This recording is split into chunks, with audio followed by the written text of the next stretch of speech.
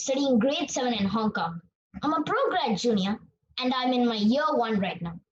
You're currently watching the very first episode of DIY Coding for Kids with Pro Grad Junior. I'm sure you want to learn to code and build something super cool. So hit the subscribe button right away and we'll see you every week with awesome DIY coding activities. To get started, let me introduce you to our coding expert, Venkat, who's going to be teaching us something fun with coding today. Hey guys, hey Vijay. Hi. Venkat is the co-founder of ProGrad Junior and is a super cool coder too. I'm sure he has some fun coding activity planned for us. So let's check it out. Yes, I have something really fun planned for you guys today. Let me show you what we are going to be building today. It's a xylophone app.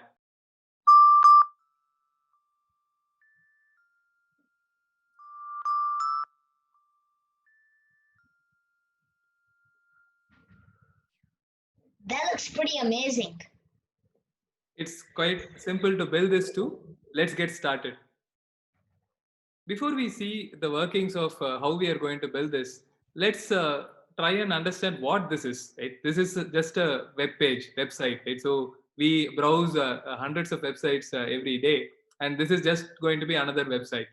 And a web page or a website is typically built using something called as HTML, CSS, and JavaScript. So we will be understanding the fundamentals of coding by just getting a sneak peek into HTML, CSS, and JavaScript. And at the same time, we will be building this awesome app at the end of this session. Now, a quick thing is, right, if you had done some bit of HTML, CSS before in school, in most cases, you would have used Notepad, right, to write the code.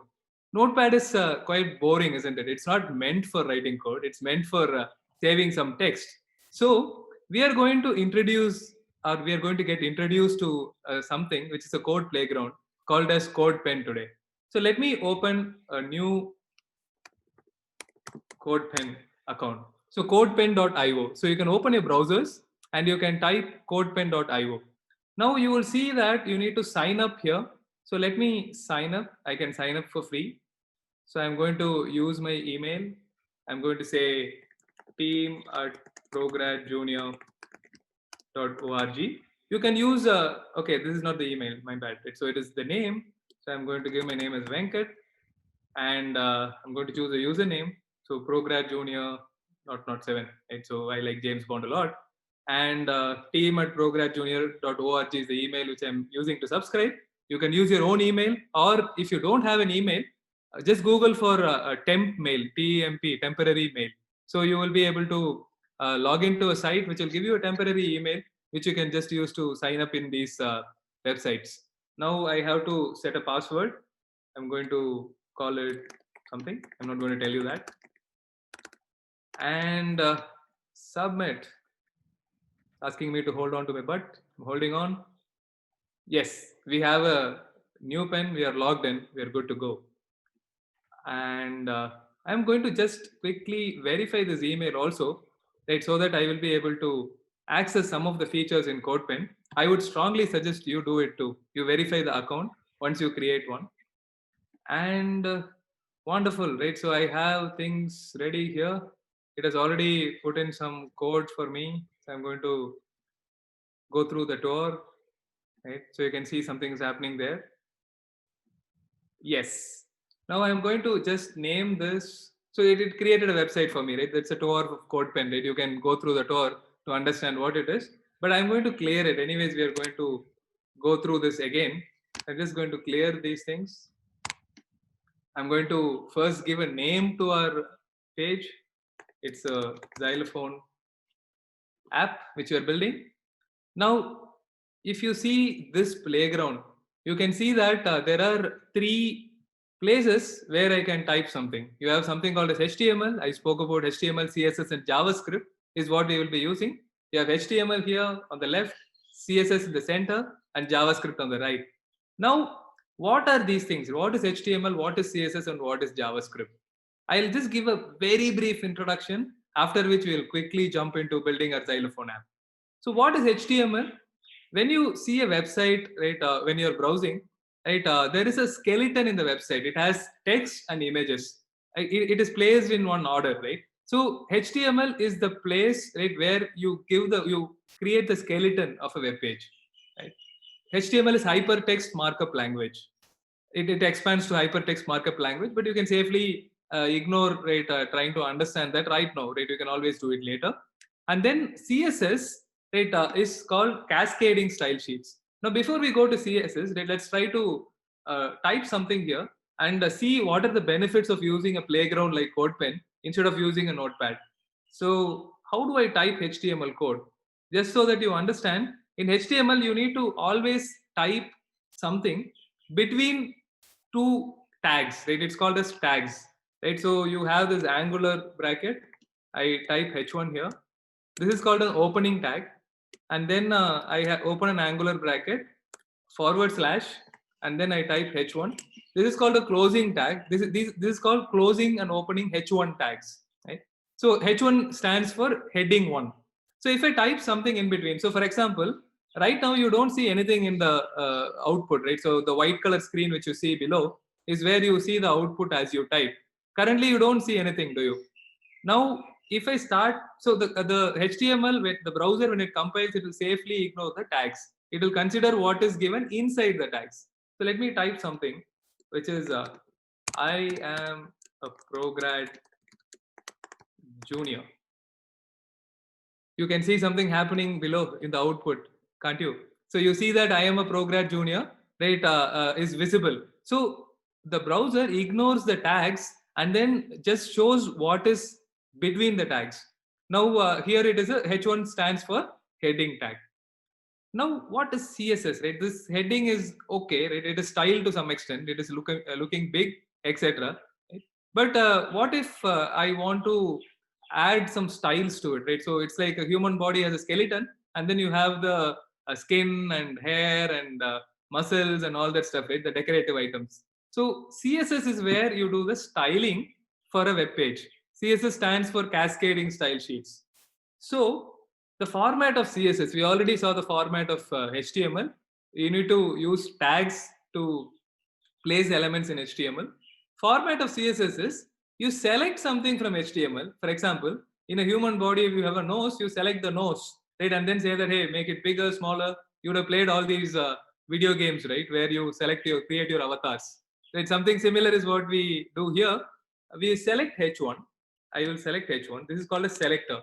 And then I will give the properties, right, and the values of that property inside curly brackets. That is the format in which you do CSS styling. So here I'm going to say color is red. This is the format in which you write it, and you can see that, right, the color of the text has changed to red. So this is how you kind of work with HTML and CSS. JavaScript is what gives life to the website. We will come to that later. But broadly, right, I think this should give us a decent head start in terms of trying to go and create the Xylophone app. Right? Let's not forget, right, why we are here. We are here to create the Xylophone app.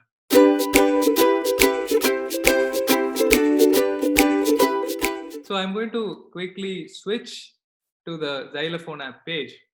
Now I have the first question for you, Vijay, here is if I have to create the skeleton of it, what are the elements in this web page? So you would first have the Xylophone app, which is like a image, and then for like the Xylophone itself, it'll be like different colored boxes, and then for the Prograd Junior, that would definitely be an image. Wonderful, right? So you have three elements, right? If I have to imagine it like a tree, you have three basic elements. You have the Xylophone app as a logo, right? Which is an image. How did you figure out it's an image? Just because because the eye is like stylized with that yellow dot on top. Wonderful, right? So the eye is stylized, right? It's a kind of indicating the drum beating stick, right? So Xylophone app is going to be an image, and then of course, right, I have the Xylophone itself. Now the Xylophone itself is one single unit inside which you have 8 different boxes, and finally I have another image which is the Prograd Junior logo itself. Right? That's again definitely an image. Now these boxes, whether it is an image or it is something else, is something which we'll figure out, right? Let's come to that shortly, right? But you can see that there are 3 elements, and inside the second element there are going to be 8 other elements, right? So let's try to quickly code it, right, in our Xylophone app pen. So I'm going to remove this now. Let's first place the Xylophone app logo in the HTML file. We already spoke about how to place things in HTML. We need to put it in something called as tags. We saw something about h1 tag. So for placing images, there is something called as an image tag. So img, now every time instead of typing the tags, right, the easier way to do it is that there is an advantage in working with a playground like CodePen. So when you type img, and when you type tab, it auto-fills it. It automatically gives you fills the syntax. You don't need to type the code every single time. It is quite boring, right? So what if there is a beautiful assistant? You would have seen these auto-complete in browsers, right? When you type something in Google, it automatically completes the sentence. So this is something similar. So there's an assistant which is built in inside these editors and even CodePen, right? Where when I type tab in CodePen, it auto completes the tag. Now I have image source. So we have compiled all the images and everything required, right? These are called as assets typically, right? So the images and the sounds and everything which is used in a web page, typically they are called as assets. All the assets required to build the app, we have compiled it in this link, and this link is also available in the description. So what I'm going to do is I'm going to just pick this logo here, bit.ly Xylophone logo, and I'm going to place it, I'm going to put it here so that it is convenient, and I'm going to place it inside my image source. Now what is this alt? Alt is where you give the alternate text in case there is some internet disruption and the image fails to load. You need to put something meaningful, right, so that the user will not see. You would have seen in a lot of websites when they load, there is some error, right? So it will show some a rectangle, right, and it says image not loading and stuff. Instead of showing the error message, you show some alternate text for the user who's seeing your app. So we have image source is equal to the URL. Alt text, I have given it a Xylophone logo, but I can see that it is not visible for some reason, right? Can you guess what is the reason, Vijay? Because the background and the image lettering are white. Wonderful, right? So the image is white, the background is white, the image is getting lost, right, in the background, and only the yellow dot is visible for us, right? So now what do we do with this, right? So I will start looking at the Xylophone app here, and if you see that the logo is visible here because the background is something else. It is not white background, right? Is it just black in color, or do you think there is something else in the background, Vijay? I think like it's a background image because I can see like some musical notes. Wonderful, right? So you can see some musical notes, right, fading into the background. So it is an image. Again, right, we have given the assets here. Let's go to the assets. I have the Xylophone background image. So I'm going to pick this, I'm copying it here, and I'm going to set it as the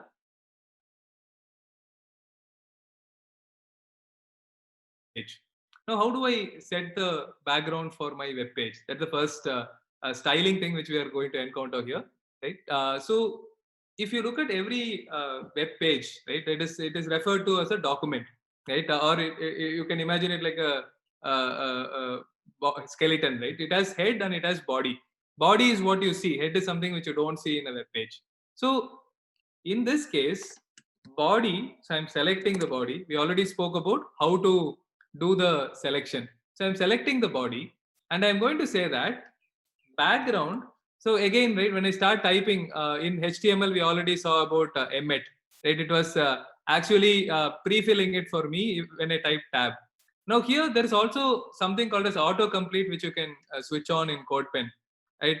So I go to settings here, editor, and global editor settings.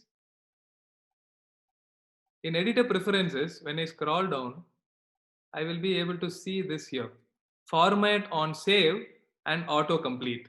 So this is very useful, right? Because coding is not just about typing, right? If you make as in you don't need to remember the syntax, you don't need to remember the spelling of the words, etc. For example, in CSS, COLOUR does not work. Can you believe it? Right? So if you're used to British English conventions, right, then you will get stuck with CSS. But you don't need to really remember those things. Right? Coding is about logical thinking and then creativity. It is not about remembering the syntax. That is where these editors will come in. Right? They will fill in this role of giving you the syntax. They will prompt saying that, hey, you type COLOUR instead of COLOR, and then you will be able to quickly find the error and change it. So in this editor, we have these two options: format on save. Whenever I save it, it formats the code for me so that it indents it and it shows stacks the code in a neat little file.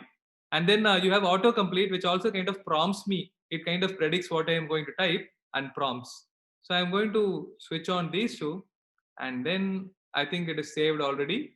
Now I'm going to close this and then save it once, so that I will save all the things which I have built already. Now I start typing. When I first time typed, there was no suggestions, right? Now let me start typing, and then still don't get suggestions.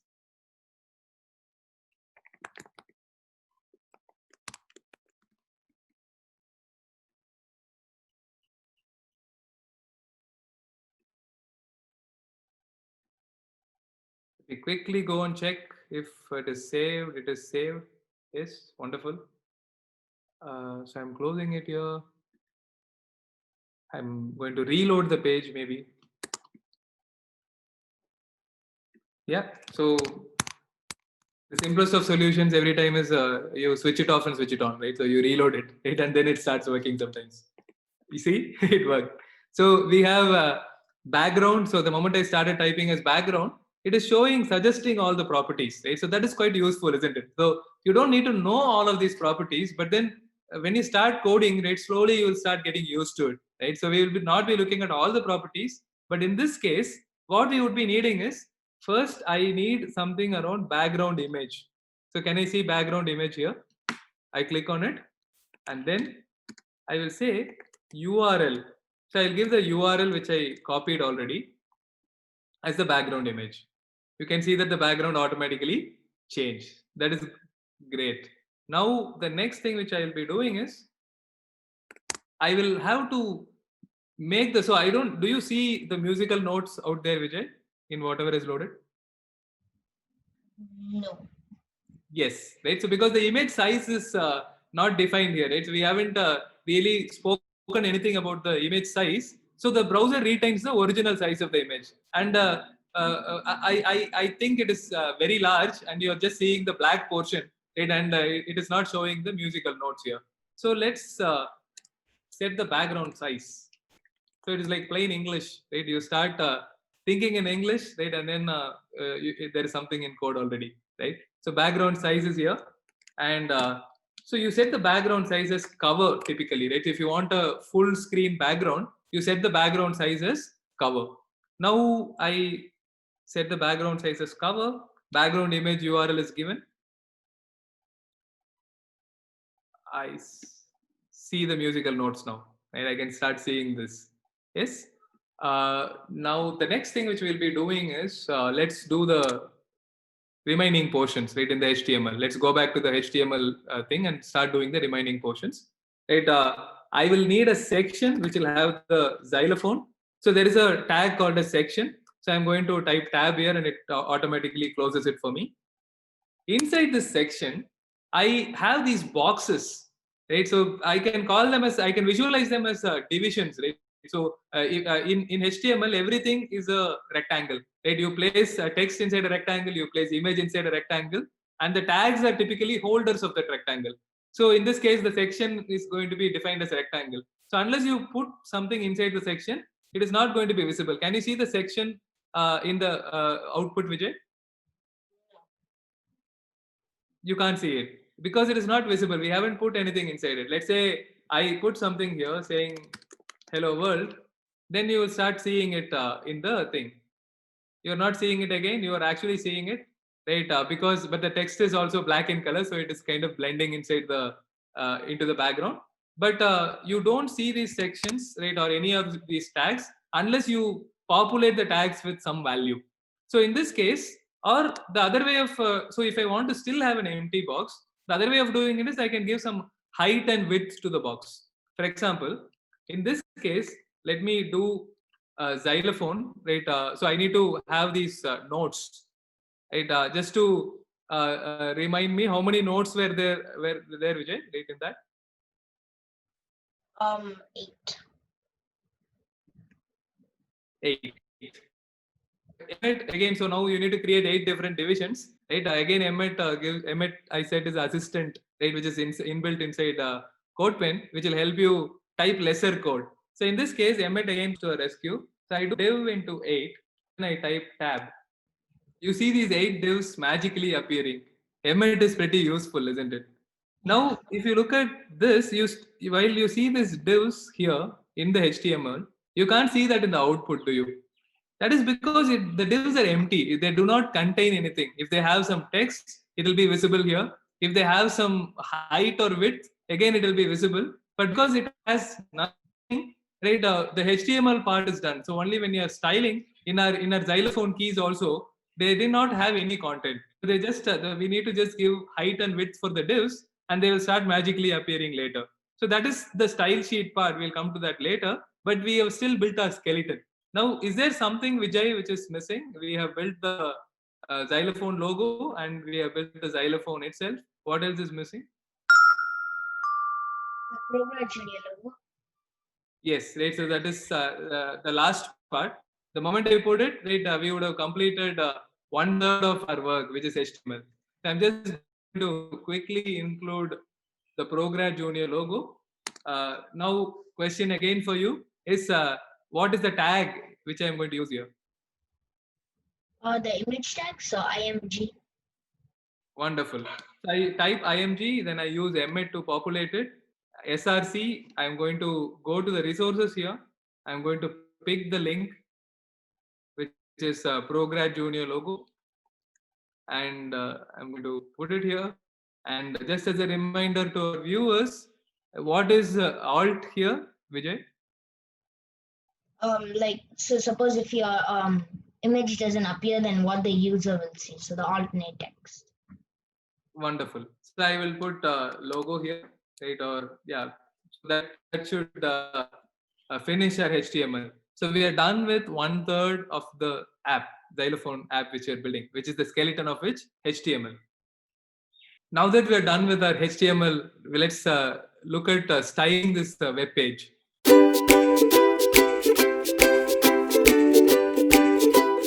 HTML is just a skeleton. Skeleton without the muscles and hair, it always looks ugly, isn't it? So let's look at this. We have all the elements in place in the output. We have the xylophone app, which is the logo. We have Prograd Junior app, which is the logo again. And we have the most important part in between, which is the xylophone itself, but it is invisible to us now, right? We'll have to make it visible first. Let's get on to styling this so that it'll come to this shape. We need to convert what we have here to this, right? So first, let me style the logo, xylophone app logo. One thing is it's sticking to the left of the screen. So one thing which we can potentially do is, right, I have something called as margin, which we can typically give in CSS. Margin is just like what you do when you start writing on a sheet of paper. Do you start from the very edge of the paper? You don't typically. You start after giving some space as the margin. So I'll just show you how margin looks like. So this is how margin looks like. So imagine this gray thing as a sheet of paper, and this box is where you are putting your content in. You can see that there is a margin right between the outer boundary and then the box itself. So you have in CSS you have 4 margins. You have top margin, you have I think it's inverted here. You have left margin and you have right margin, and you have bottom margin, right? So now I'm going to go and give a left margin. I don't want my logo to stick to the screen, right? I need to give some space. So I will say margin left. You can see again, right? The autocomplete is coming to a rescue here. right? So even if you're slightly unsure of something, right, when you think that, hey, there should be a margin left feature in CSS, you can start typing and then this will show you, right, what you want. So you have margin left here. I'm going to select margin left, and I'm going to now give some dimension, right? So I need to say that, hey, move it by something, right? So now there are two ways of doing it, right? One is you can say move it by 10 centimeter, which is the absolute value, right? Move it by this distance, right? The other thing is the margin which you want to typically give will also depend on the size of the paper, isn't it? So if the size of the paper is very big, you will give maybe slightly more generous margin. But if the size of the paper is very small, then you need to be slightly more conservative, right, in terms of giving, cautious in terms of giving a margin, right? So there are in CSS also you can do it both ways. You can give absolute margins also. Like in that, for that you will use something called as pixels. Pixels, so like how you have centimeter and millimeter, the screen, right, you have absolute. So each screen, one dot is one pixel. So you, if you can imagine one dot as one pixel, so 10 dots, right, will make a line, right? So it will move it by a small distance. 10 pixels will be 10 dots put together. So each dot you can imagine it like a pixel. So margin, I can say, let's say 50 pixel. This is one way of giving my margin. You can see that the whole thing moved, right? Did you see that? It was sticking to the left and the entire thing moved by some distance, right? That is like 50 dots sticking together. This is one way of doing it. The other way of doing it is also you can use something which is relative here to the viewport. It is this screen which we are viewing is called as viewport. Now you can look at a website from your iPhone, from your iPad, from your computer. There are different screens and different sizes, right, in which people look at a website. So if you give it in pixels, in a phone, 50 pixels might look too big, and in a computer, it might look too small. So we have something called as viewport. Viewport is where it is relative to the screen. If the screen width is 100, right? If I give us 50 VW viewport width, then it will be half the size. I can show you picked an image so that you can visualize it. So you can see it here. So let's say this is the entire screen. You can see the screen is measured into 700 pixels as the absolute units. The screen is 700 pixels wide. But if I give 50 VW, which is 50% of the viewport, so if the viewport width is 100, then it will take the entire width of the screen. If I give it as 50, 50 VW will be 350 pixel because the overall thing is 700. You can see that 50 VW is taking 350 pixels in the screen. So what do you want to do here, right? So this is if I have to give it in viewport, right, VW in terms of the width of the screen, how much do you think is an appropriate width to give, Vijay? About 100 viewport.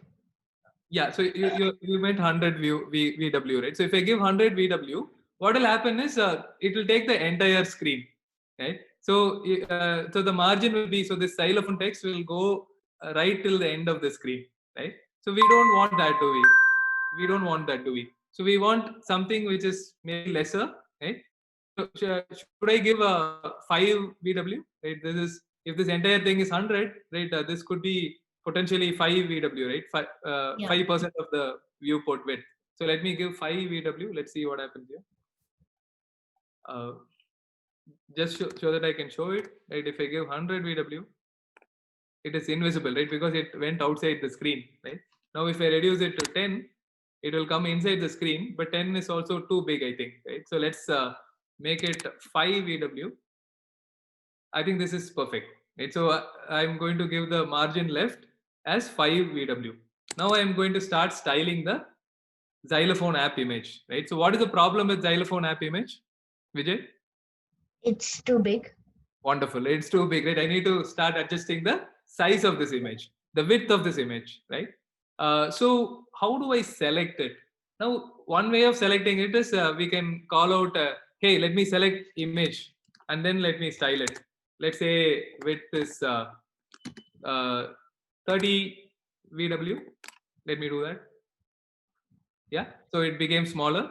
maybe 30 VW is too small. Let me make it 40 VW so that it's slightly bigger. But then do you see the problem here? When I selected IMG image, right? But you see that not just the xylophone app, but the ProGrad Junior logo is also getting affected. But we want to style only the xylophone image. For that, we have something called as ID as a property. So what we do is ID is like just like an identifier, a name which you give to somebody, right? And I go to your class, if I call you out, I need to call you as Vijay, right? So Vijay is your ID, right? So I can I can use Vijay to select you, right, from a class of people. So ID is something which we give here. So let me. So ID is xylophone logo. Now instead of using this image, use that ID as xylophone logo. How do I select IDs in CSS? So you use a special character to tell the browser that, hey, this is not a tag. Right? For example, by default, the browser is going to assume that it is a tag. When I typed IMG, it is going to assume that it is an image tag. So now I am going to tell the browser that it is an ID, it is not a tag. So I use the symbol here, hash. Hash is the symbol which I use. Hash xylophone logo. Can you see that only the xylophone app logo is changing and the ProGrad Junior logo is intact? Right, so that is how you style it. Now this problem with this 40 VW is also when the whole thing is viewed in a mobile. Don't you think the xylophone app logo is going to become very small when you view it in your iPhone? So Yeah. you can also give something called as a minimum width. So when I start typing min, you are seeing this, right? Minimum height, minimum width, right? You can give these things. I give a minimum width of let's say 300 pixels, right? So typically a phone screen is somewhere around 550 to 700 pixels wide, right? So we want the logo to be not very big, right? It should not flow outside the screen, but it should be reasonably bigger in a phone. So I'm giving 300 pixels here.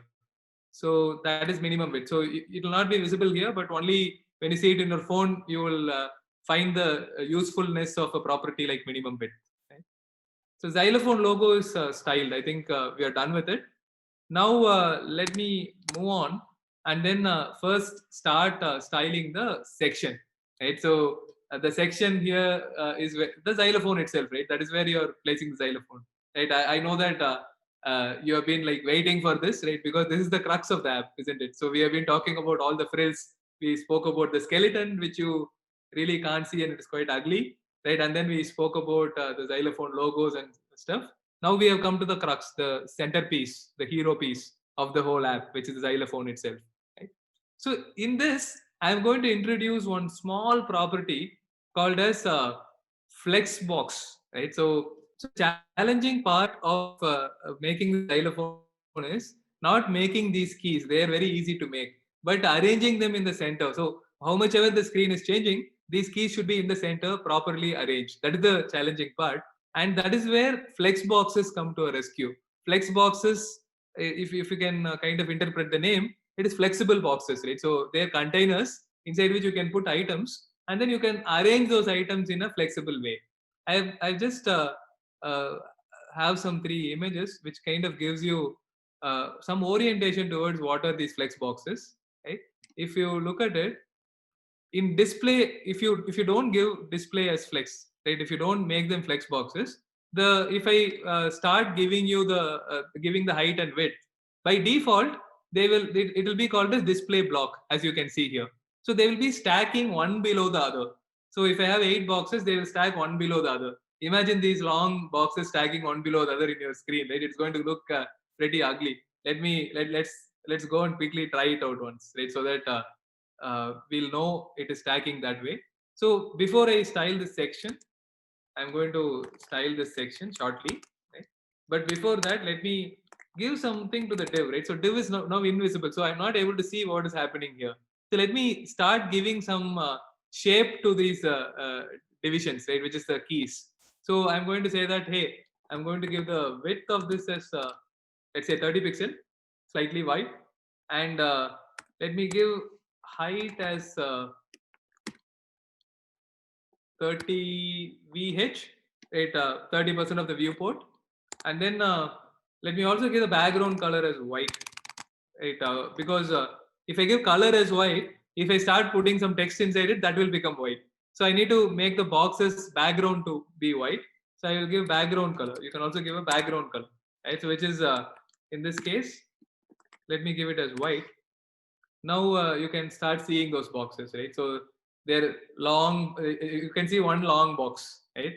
Is this one long box, or do you think it is multiple boxes stacked on top of each other? Multiple boxes. Absolutely, right? Because we gave only 30% of the viewport, but it is so long, right? So that is because these are stacking on top of each other, right?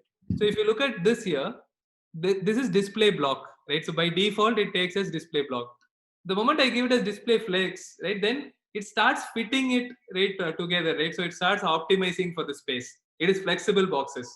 So now let me quickly change the display to flex. In section is the container which is holding all these boxes. Instead of display block, let's say I call it display flex. Let me see what happened here. See, they came next to each other. Now, of course, right, you see it as one box because there is no gap between two boxes. Right, once you start putting those gaps, then you will start seeing those boxes. Now, if I may ask a question, right, what do I think I should do to create some space between these boxes? Um, space between these boxes, right? So we already had we created some space here, isn't it? So in the body, right, the xylophone logo was sticking to the left, right? I created some space by using a property, right? So what is the property which I should use to create the space between these boxes too? Margin. Wonderful, right? So margin, right? You've got it, right? So you're rocking. So we are going to use margin here. So let's use margin, right? Margin left as 10 pixel. You got those spaces, right? So you and maybe I'll have margin right also just to make it symmetrical as 10 pixel.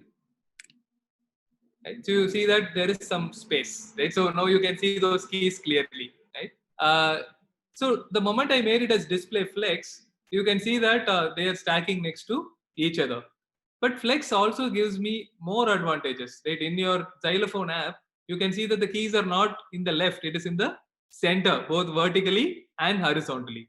So flexbox gives you that advantage, right? So you can arrange the things, the boxes, you can arrange them horizontally in multiple ways. There are many properties, right? You use justify content, flex start, then it will arrange it in the start of the box. Flex end, it will arrange it in the end of the box. Flex center, it will arrange it in the center. Space between, it spaces out. So there are many properties available, but in our case, I think we will stick with center, right? So justify content should be center because I want the boxes to be arranged in the center of the website. Similarly, you can also see align items here, which is flex start, flex end, and then center. So align items is where it vertically aligns it. Justify is where it horizontally arranges it. Align items is where it vertically arranges it. In our case, both of them should be center, isn't it? So let me quickly go to our code here. In section, display is flex. I need to type justify content. Again, Emmet is, so the autocomplete is helpful. Justify content is center, and then align items is also going to be center. You got it, yeah? So it is in the center now. Of course, right, the size is small, right? You can always play around with whatever width and height which we gave. Here we are given 30 VH, maybe we'll give 40 VH, right? So that it's slightly bigger, right? But it is proportional to the viewport. So when you make the screen bigger, this height also will become slightly bigger. Now let's see. I'm going to save this, and I'm going to see how this looks in a full page view, right? So that we will get some sense. But before that, maybe let's complete the styling of the ProGrad Junior logo also, right? So that is looking very big, isn't it? So maybe we can reduce it, right, to a smaller size.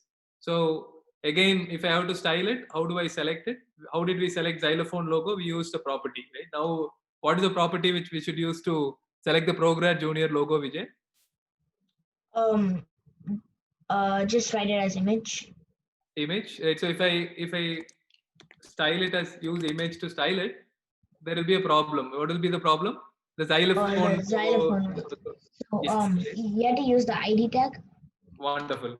So I'll give an ID here, right, which is a name, proxy name for the image. So I'm going to say logo here, and then what is the special character which I need to use in order to select the ID? Hashtag. Wonderful. Hash logo means I have selected the ProGrad Junior logo here. Right? So what should I do? I'll give a width. I'll give it as the xylophone app. I gave the width as 40 VW. So here maybe I'll give it as 20 VW, maybe, or even lesser, 10 VW, and that is good enough, I think. And we should also give a minimum width, isn't it? So otherwise it will look very small in the mobile screen, right? So let's give a minimum width as 100 pixel. So I'm going to save it. So that is the easiest part, styling the things, right? So there is one other thing which is missing here. Before I open it in a full screen, maybe if I open it in full screen, that will be for us to see. So this is the in CodePen you have this here, right? So this will appear only if you verify your email, right? For folks who don't verify your email, please go verify your email and come back and reload the page. So this icon which you see, right, which is next to the status on when you saved the pen last. So this icon, when you click on it, it opens the pen in a full page view. So this is how it looks like. Maybe so this looks slightly and off, isn't it? Right? So it doesn't look like how we wanted it to look like. So we'll change some elements of it. It's all about trial and error iteration, right? So to make it look good. But there is one structural change which I need to make, right? So is there any gap between these two, right? So what do you think is the one missing thing in this, Vijay, from a structure perspective? The gap between the two images. Wonderful. Right. So there is no gap, right? So the xylophone and the logos, right, are like stacked on top of each other, which is looking quite ugly, right? So again, what is the property which I will use to create the gap?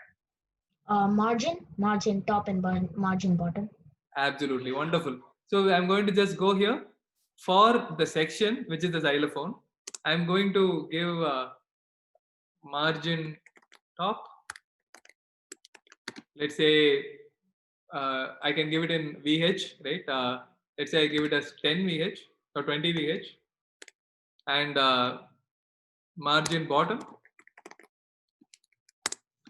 I give it as 20 VH again, and maybe the height of this div I make it as 30 VH with the height of the thing. It was look big. It was looking too long, right? So I'm going to slightly reduce it. Now I'm going to save it, and I'm going to see how it looks in the full page. In the full page, the problem is I need to reload it all the time. Yep. So this looks better. Maybe with 48, it would have looked even better, I think. Right. So I will revert back to 40 VH, and I'm going to increase this to maybe 60 pixel.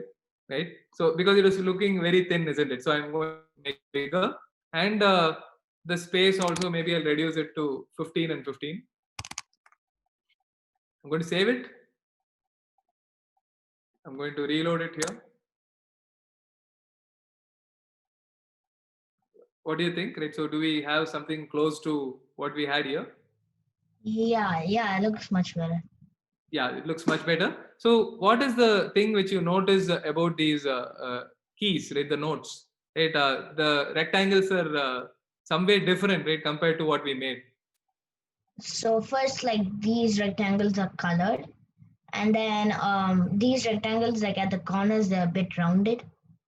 Wonderful, right? So there are two changes which you need to make now. One is I need to change the colors of these rectangles. That's number one. Right? The moment I change the color, I'm almost done with the styling part. The second is the corners are also rounded, right? So the if it is sharp corners, they don't look good, right? But when it is rounded, they look much better. So let me quickly go, and then I'm going to do two things now. One is I'm going to make the corners rounded. For that, we use a property called as border radius. So there's a border for the rectangle, and for that there is a radius. If I use a radius, right, it kind of gives it an angle, right, the curve, right, which we want. So I will do border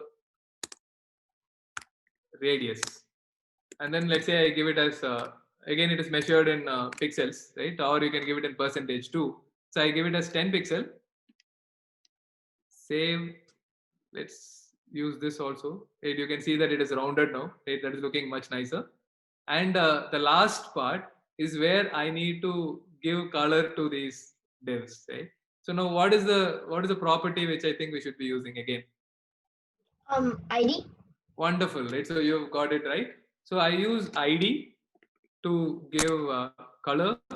So I need to select each of them and start with using different colors, right? So I will call it note 1, and maybe I'm going to copy this.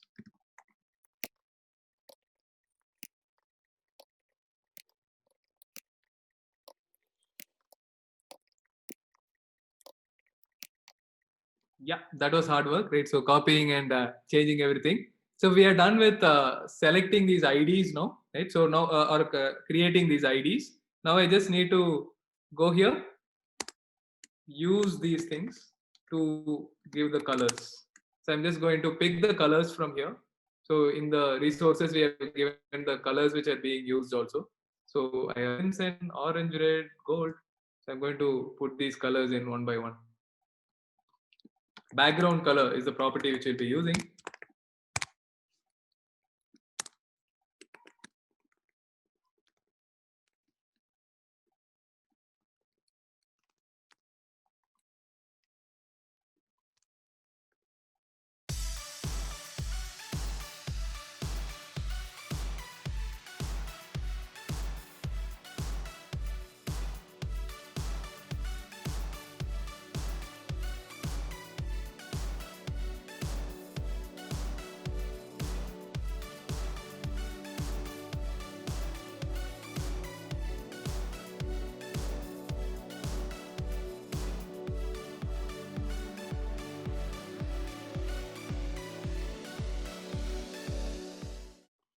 I'm going to save it now, right? So let's see how it looks in our full page view now. It looks closer to what we have, right? So it is almost looking like how we have it in the actual xylophone app, which I showed in the beginning. So we are done with the styles here. So we have done all the hard work, right, in terms of drawing the picture, right? So now it is time for us to start giving life to it using something we call as JavaScript.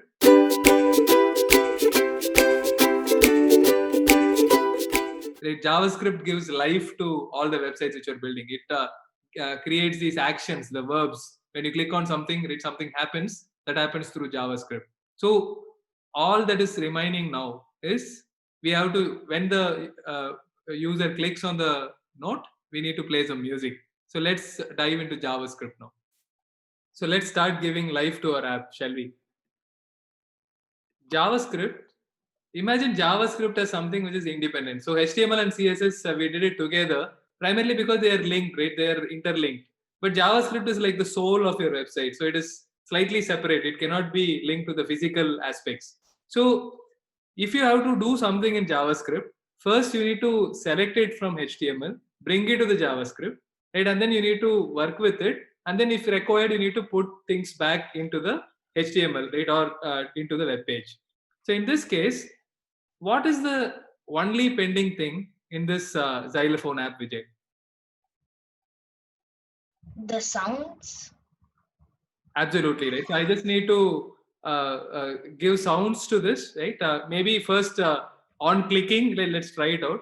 On clicking one of these apps, right? One of these keys, right? I need to start playing some music. So let me quickly tell you how to do that. So the first thing which we need to do is first I need to figure out how to click on this. Right? That is the single biggest part. So I need to detect the click when the user is clicking on something. I need to know that he is clicking. So the way to do that is we first select the box itself. So I will say const note1 is equal to document dot. So in the document, I am going to say get element by id, get element by id. So I'm going to get element by id. So this is the HTML document. Document usually refers to the HTML. So in this HTML document, I'm going to say get element by id. It is a function. It does something, right? It goes to the HTML document and then gets element by id, right? And that id I need to give, which is note1, and then it saves it in a variable, or in this case a constant called as note1. So now I have selected it in JavaScript. I said that I can't directly work with the HTML element, so I'm bringing it to JavaScript. I have selected it, right?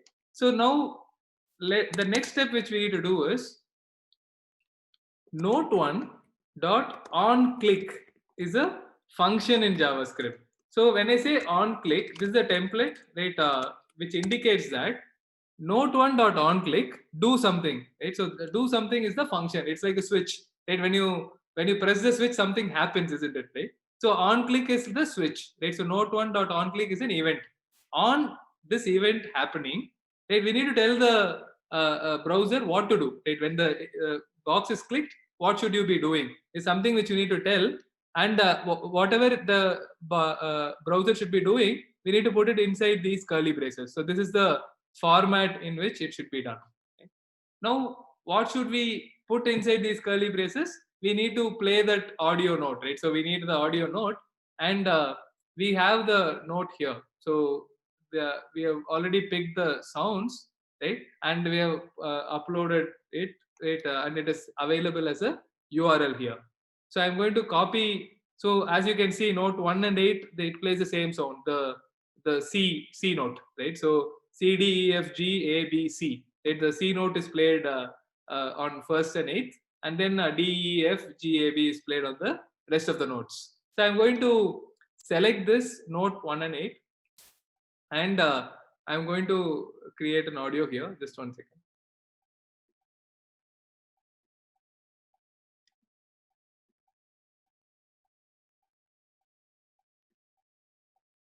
So I selected the note 1 and 8. So I'm going to create one new audio file here. I'm going to call it const audio 1 and 8 maybe is equal to new audio, and then I'm going to give the URL here.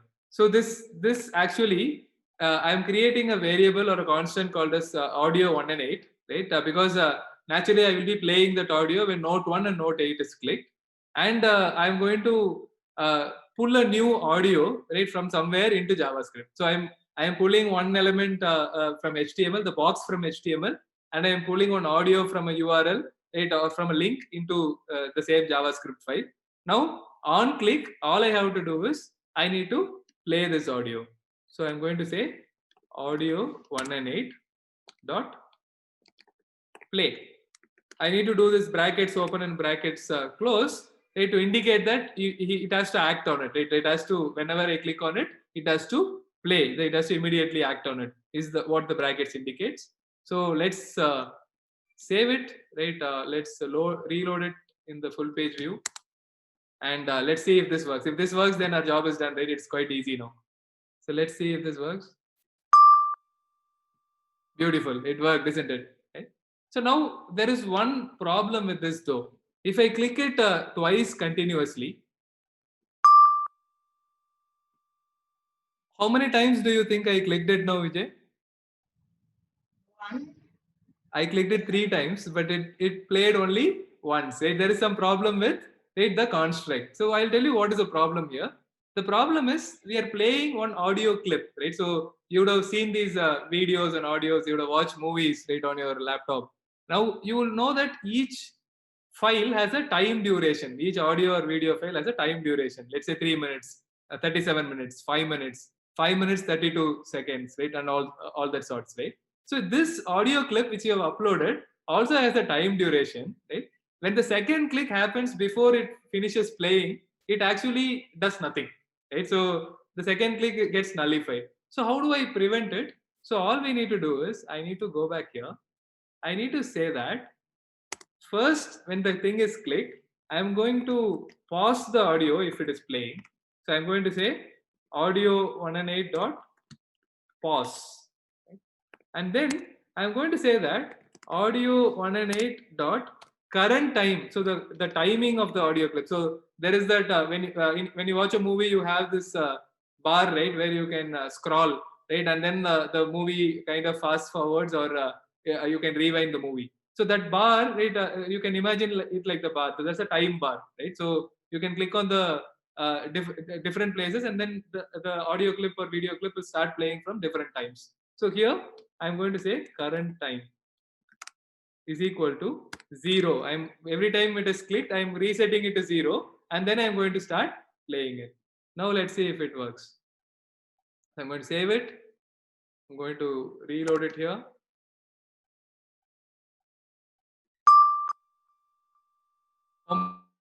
Did I click now? Yeah, this time it's like now you could hear it more clearly. Yes, right. So I clicked it multiple times and it started playing immediately. So now this is all done, right? So we have almost finished the app now, right? So all we have to do is now repeat the same thing for the remaining notes, right? I'm going to quickly do that. But before that, there's another neat little trick which we can do. Now clicking is difficult, isn't it? Every time I need to click, it is quite difficult. Clicking is difficult, isn't it? So every time I click, as in I need to press the mouse and stuff. What if I can play this on hover? So I'm going to do something like so on mouse over instead of click. Let me say on mouse over. So it is more like when I hover my mouse over that particular key, then the whole thing will start playing. Let's see if this works now. I'm going to reload it here.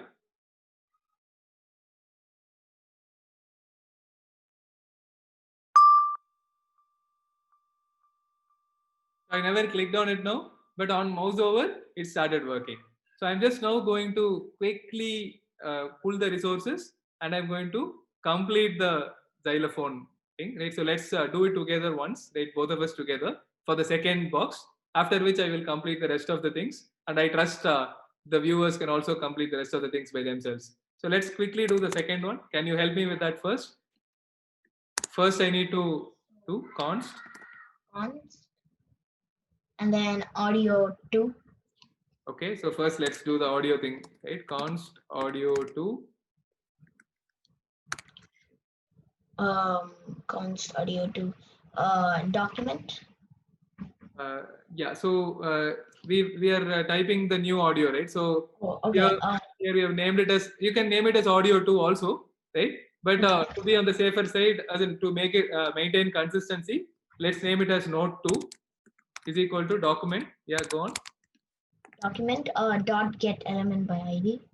Wonderful. Get element by ID. And then open bracket note 2. Note 2. So this selects the second rectangle with the key. Now what we are going to do is const audio 2 is equal to New audio. new audio, and then I'm going to paste the URL from the resources available here.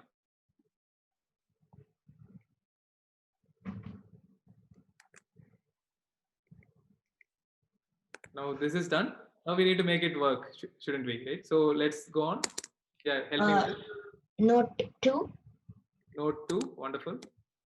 Dot on mouse over. On mover, yes. Equals to open bracket, and then like the arrow sign, and then open bracket. Audio 2 dot pause. Audio 2 dot pause, which pauses the audio if it is playing already. Audio 2 dot current time equal to 0. Which sets the time to 0. So if it is playing already, I pause and then pull it back to 0. And then audio 2 dot play. Wonderful. Whole thing. So now let's save it, reload, see if it works. Fingers crossed.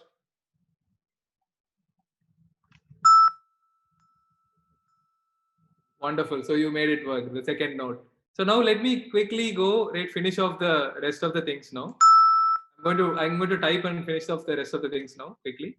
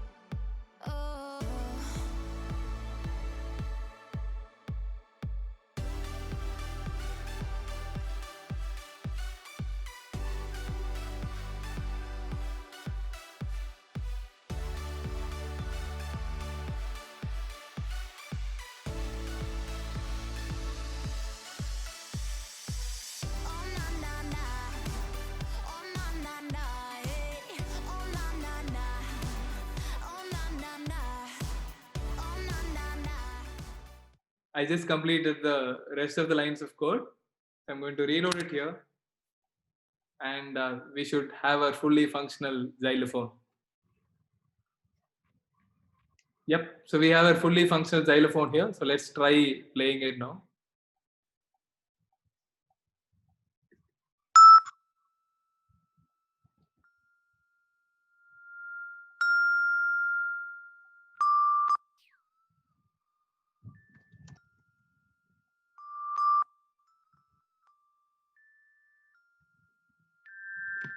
Here we go. So we have our fully functional xylophone app. Looks very cool to me. Thanks, Venkat. I totally enjoyed to build the xylophone, and I must say, it's really cool. Awesome. I had super fun teaching it to you, and you are a wonderful host, I would say. Kids, did you enjoy coding the xylophone app? If you're done coding this app, do share it on your social media and tag us. We'd love to check out your app.